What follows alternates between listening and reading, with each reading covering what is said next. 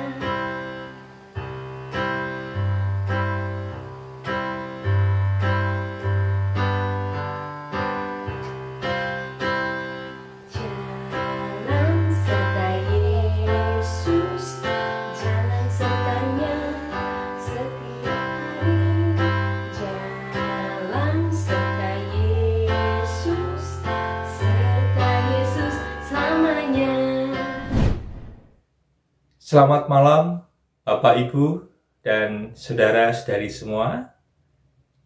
Kiranya malam hari ini kita semua diberikan kesehatan oleh Tuhan. Salam sehat untuk kita semua, dan kita bersyukur bisa jumpa kembali dengan saya di dalam acara Relief, Renungan dan Lawatan Firman Tuhan episode ke-11.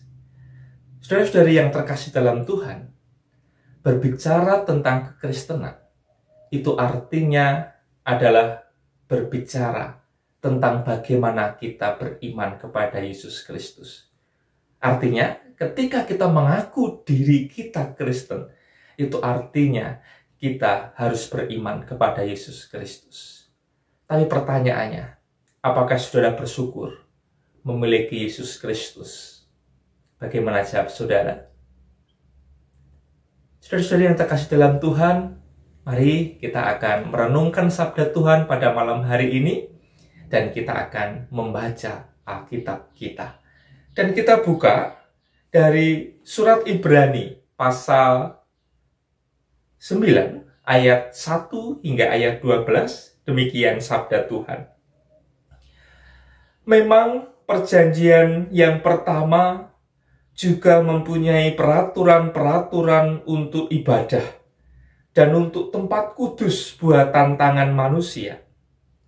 Sebab ada dipersiapkan suatu kemah, yaitu bagian yang paling depan, dan di situ terdapat kaki dian dan meja dengan roti sajian. Bagian ini disebut tempat yang kudus.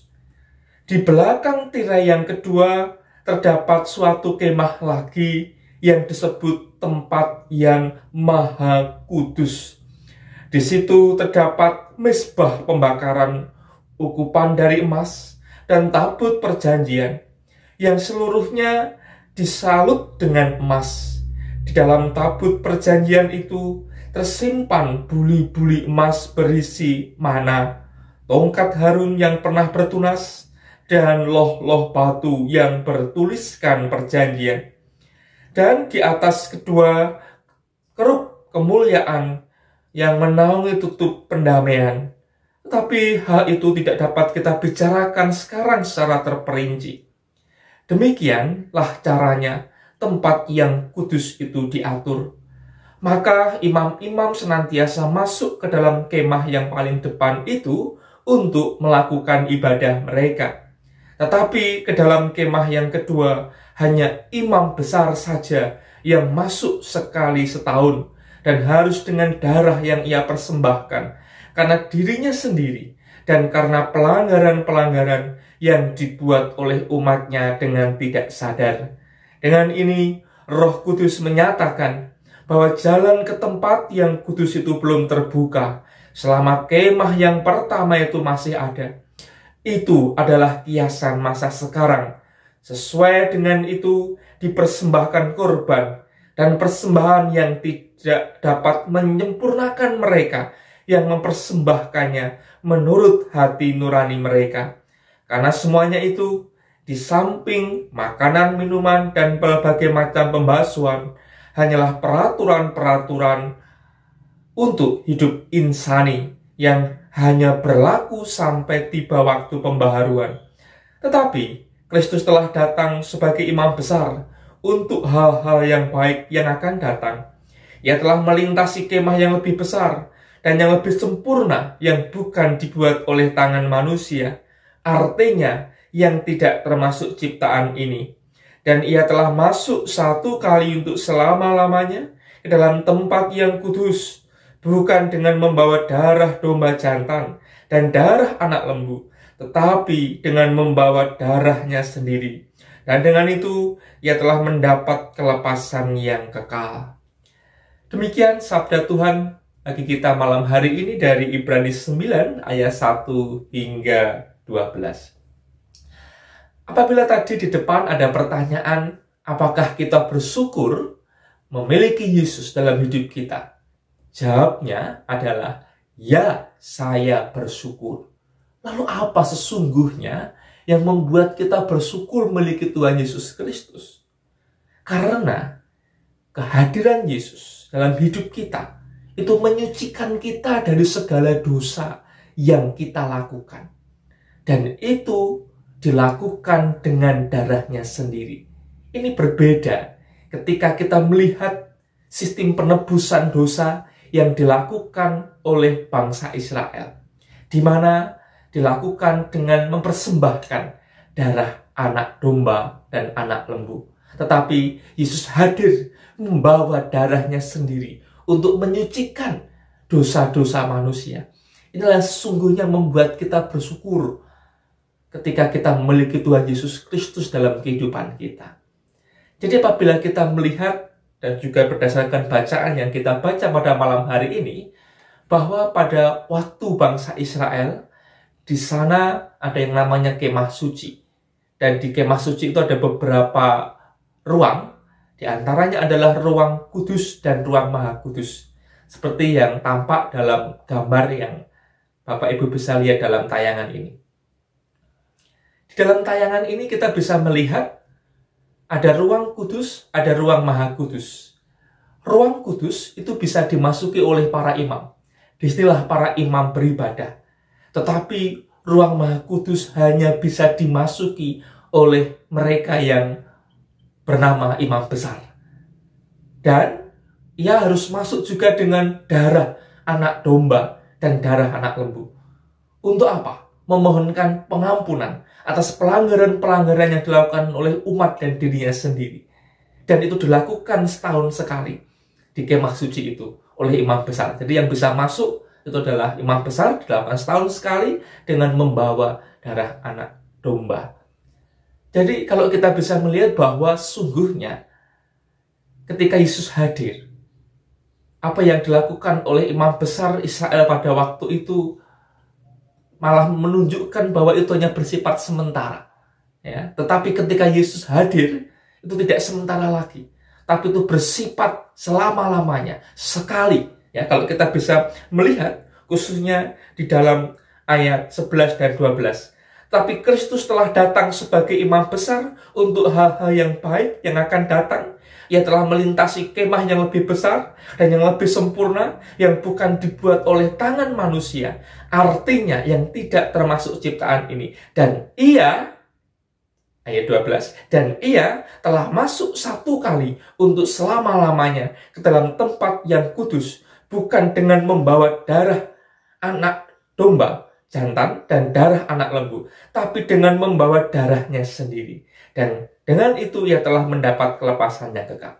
Kita bisa melihat, ya, Yesus masuk ke ruang maha kudus yang melebihi dari ruang maha kudus yang dibuat manusia dalam kemah suci dengan darahnya sendiri.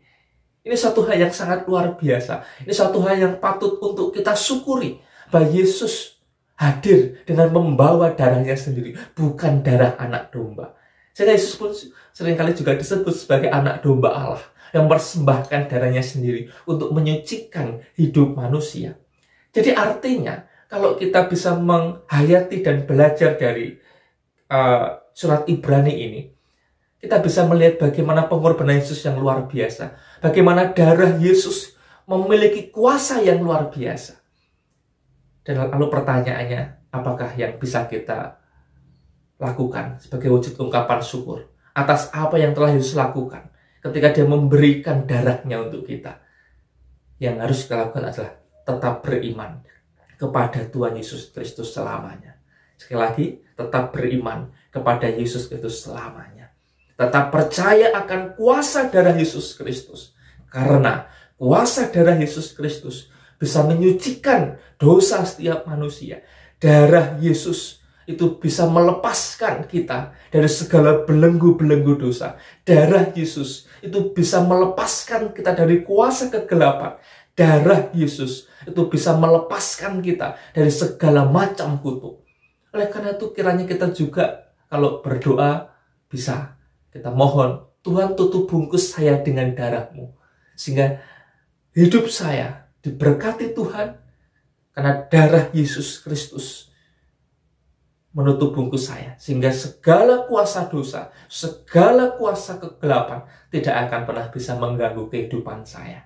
Segala kutuk dalam kehidupan saya juga bisa dilepaskan. Itulah kuasa darah Yesus yang luar biasa, yang telah membuka tabir. Sehingga yang dulunya ruang Maha Kudus menjadi ruang yang hanya dimasuki Imam Besar, sekarang kita bisa masuk dan ruang Maha Kudus, merasakan hadirat Tuhan. Itu karena Yesus Kristus yang hadir sebagai Imam Besar. Oleh karena itu, mari jemaat Tuhan yang terkasih dalam Tuhan, yakinilah, berimalah terus kepada Yesus Kristus, dan terus yakini bahwa darah Yesus memiliki kuasa yang luar biasa. Tuhan berkati kita. Amin. Mari kita berdoa kepada Tuhan. Sungguh kami bersyukur memiliki Tuhan Yesus Kristus dalam kehidupan kami. Karena Tuhan Yesus hadir dalam hidup kami, menyucikan dosa-dosa kami. Kami sungguh menjadi manusia yang penuh dengan dosa. Tapi Yesus hadir memberikan darah-Mu sendiri untuk membasuh dosa-dosa kami. Terima kasih Tuhan untuk hal yang baik yang telah Engkau lakukan bagi kami semua. Dan kiranya kami terus beriman kepada Yesus Kristus. Kami terus bisa meyakini kuasa darah Yesus Kristus. Oleh karena itu Tuhan, kami mohon, tutup bungkus kami, hidup kami, tubuh jiwa roh kami dengan darah Yesus Kristus. Bebaskanlah kami dari segala kuasa dosa. Bebaskanlah kami dari segala kuasa kegelapan. Bebaskanlah kami dari segala kutuk yang ada dalam kehidupan kami. Karena darah Yesus Kristus membebaskan. Darah Yesus menyelamatkan. Terima kasih Tuhan untuk pemberian Tuhan Yesus Kristus yang sungguh sangat luar biasa. Kami bersyukur dan kami ingin senantiasa tetap beriman kepada Yesus sampai kami menuju kepada kesempurnaan keselamatan. Di dalam nama Tuhan kami Yesus Kristus, kami berdoa. Amin.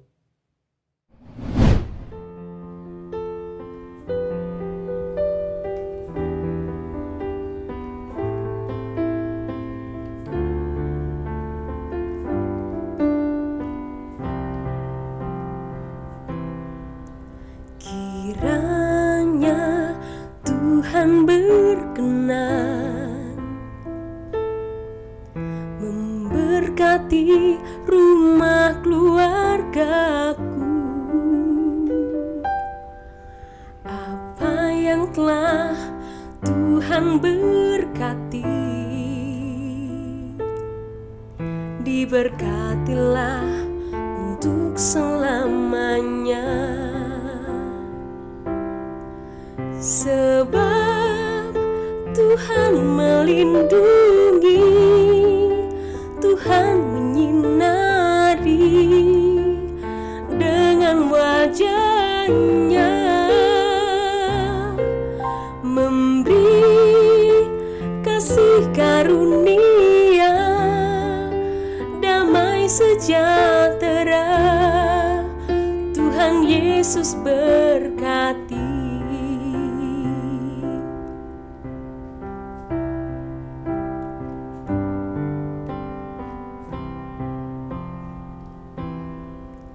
Kiranya Tuhan berkenan memberkati rumah keluargaku. Apa yang telah Tuhan berkati, diberkatilah untuk selamanya. Sebab Tuhan melindungi, Tuhan menyinari dengan wajah-Nya, memberi kasih karunia, damai sejahtera. Tuhan Yesus berkati. Sebab Tuhan melindungi, Tuhan menyinari dengan wajah-Nya, memberi kasih karunia, damai sejahtera. Tuhan Yesus berkati. Memberi kasih karunia, damai sejahtera. Tuhan Yesus berkati.